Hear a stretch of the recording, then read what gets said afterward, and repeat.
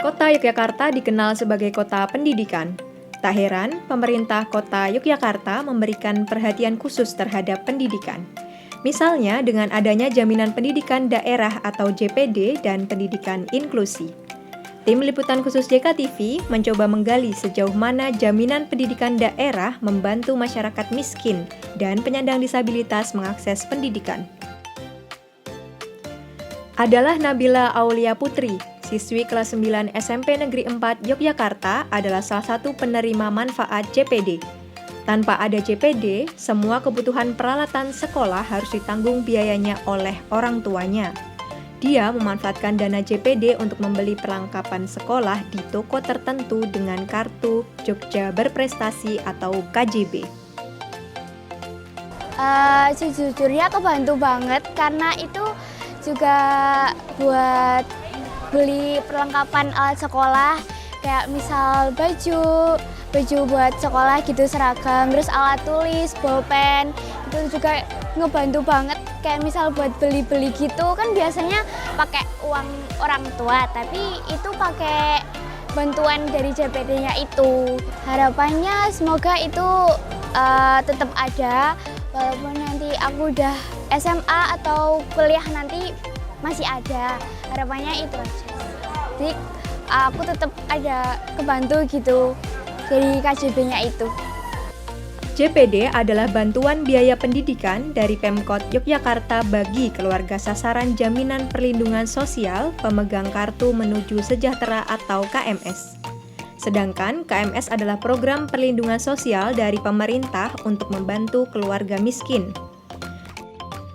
Untuk jaminan pendidikan daerah, layanannya memang hanya untuk pembiayaan pendidikan, ya. Jadi pemegang KMS atau masyarakat yang miskin memang menjadi pusat layanan di jaminan pendidikan untuk tanggungan biaya pendidikannya, terutama intervensi biaya pendidikan, baik itu biaya pribadi maupun biaya satuan pendidikan yang ada di swasta, ya. Layanan yang kita berikan di sini adalah yang pertama layanan untuk anak-anak yang atau peserta didik yang memang terdapat dalam DTKS tadi, ya, berupa jaminan pendidikan daerah bagi siswa formal mulai TK, SD, SMP, SMA, SMK sampai perguruan tinggi. Nah, itu kita berikan jaminan pendidikan daerah sesuai standar yang sudah ditentukan. Kemudian yang untuk mahasiswa ini kita berikan sekali. Jadi tidak sama dengan yang TK sampai SMA, SMK, ya. Mereka satu semester. Kalau ini sekali saja.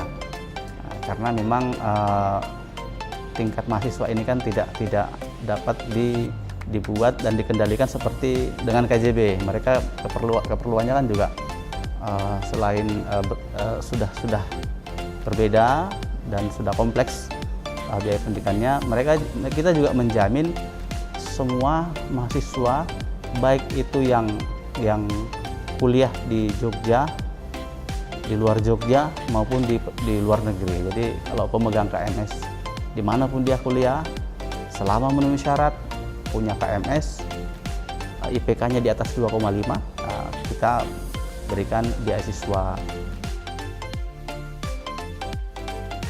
UPT JPD Dinas Pendidikan, Pemuda dan Olahraga Kota Yogyakarta mencatat total alokasi anggaran JPD tahun 2022 mencapai 25,74 miliar rupiah. Jumlah sasaran penerima JPD sebanyak 13.487 peserta didik, serta bantuan JPD tahun 2022 yang telah dicairkan untuk semester 1 atau Agustus 2022 sekitar 13 miliar rupiah. Pemerintah Kota Yogyakarta juga memberikan perhatian terhadap pendidikan bagi penyandang disabilitas. Salah satunya dengan kehadiran Unit Pelaksana Teknis atau UPT Layanan Disabilitas atau ULD, bidang pendidikan dari SOS Center, Dinas Pendidikan Pemuda dan Olahraga Kota Yogyakarta. ULD Kota Yogyakarta melayani terkait layanan pendidikan inklusi agar anak kebutuhan khusus atau bakat istimewa dapat mengikuti pembelajaran dengan peserta didik di sekolah umum. UPT ULD adalah UPT yang menjadi layanan pendukung agar sekolah-sekolah di kota Yogyakarta ini mampu mendidik anak-anak berkebutuhan khusus. Jadi tugas kami yang pertama adalah melatih para guru agar mampu mendidik anak-anak berkebutuhan khusus di sekolahnya itu. Kemudian yang kedua, bagaimana kita itu meningkatkan atau memetakan potensi siswa sehingga diketahui kira-kira kelebihan kekurangan siswa melalui asesmen siswa kita laksanakan itu agar anak diketahui kelebihan kekurangan. Kemudian bagaimana nanti kita melakukan tindak lanjut dengan melakukan perubahan kurikulumnya seperti apa yang cocok, perubahan layanan kompensatorisnya kalau dia punya kekhususan. Itu nanti setelah di asesmen. Jadi tugas kami yang pokok itu dua, mendidik gurunya agar mampu mendidik anak-anak berkebutuhan khusus di kelas inklusif. Yang kedua adalah mengoptimalkan potensi siswa melalui asesmen dan pendidikan bina diri dan juga pendidikan vokasi. Itu tugas kami yang paling pokok dua itu. Jadi menyasar guru, menyasar anak, kemudian berikutnya yang penunjangnya adalah menyasar ke orang tua, memberikan parenting kepada orang tua agar bisa mendidik anak-anak berkebutuhan khusus di dalam keluarganya. Salah satu sekolah inklusi di kota Yogyakarta adalah SD Negeri Karanganyar yang memiliki peserta didik ABK sebanyak 40% dari 70 siswa. SD Negeri Karanganyar melakukan pembelajaran tanpa memisahkan ABK dengan siswa reguler. Untuk mendukung potensi ABK, SD Negeri Karanganyar memberikan pendidikan vokasional dengan bekerja sama dengan SLB Bintaran untuk mengembangkan minat non-akademis. Kehadiran ULD Kota Yogyakarta dinilai membantu untuk mendukung sekolah inklusi. Salah satu wali murid Mila Imtihana Raisa Ningsih, 42 tahun, menyampaikan program asesmen ULD sangat membantu orang tua untuk mengetahui potensi dan bakat ABK. Assalamualaikum warahmatullahi wabarakatuh. Nama saya Mila Imtihana Raisa Ningsih. Pekerjaan ibu rumah tangga. Saya mempunyai anak yang usianya 9 tahun. Saat ini kelas 2 SD. Di SD Negeri Karanganyar, anak saya mengalami speech delay yang mengharuskan sekolah di sekolah inklusi yang membutuhkan guru pendamping khusus.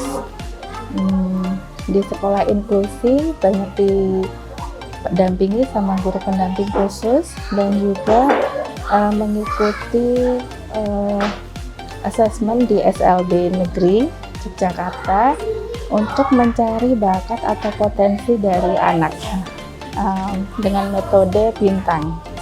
Ya, kalau dari sekolah saya lihat sih udah cukup bagus ya.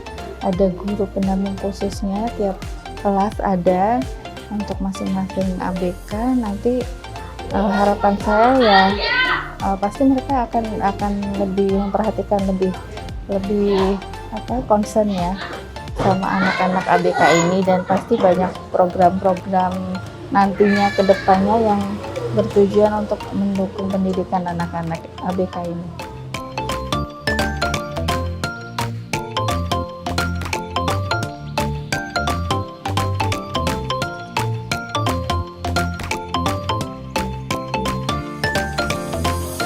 Sekolah dasar kan masih di tingkat pendidikan dasar. Harapannya tidak ada satupun anak-anak yang lulus dari SD Karanganyar itu yang harus putus sekolah. Kalau dia sampai putus sekolah, berarti sekolah itu bukan tempat yang cocok untuk dia. Karena sebenarnya sekolah itu, apalagi sekolah yang inklusi, harus mampu tetap menampung ataupun menggali kembali potensi dia di SMP.